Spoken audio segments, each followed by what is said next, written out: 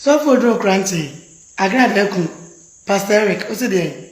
Wusu be si unkrofo bi krofo de nsama to so. Enkrofo so ni obi awo, obi si wo makwese sefunu e wo fie. Enti na ye oya.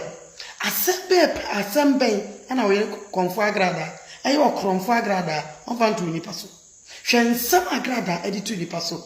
Na wo se wo ye sofo dia, na nke ni se wo ma wo yire. Etimi Bible nten ebeka say sofo enti wo di we kakra ya wo beka kire won aso so obi si wone wo we aso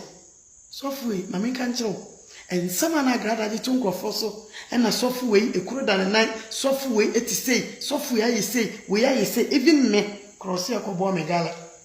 misimi wa busuafo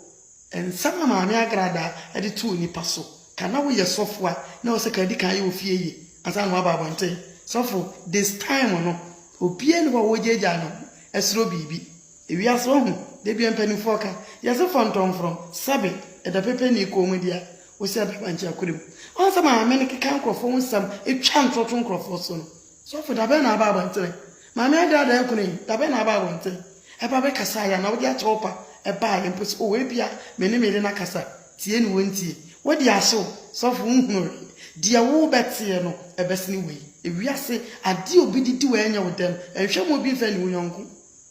Agradaa djuma wadi krom a ensama maamika maami timi sisi be ma kwasea ebo hwere manya o TV so fo be ka den yasesa atem na woda so fam what you say na wo that space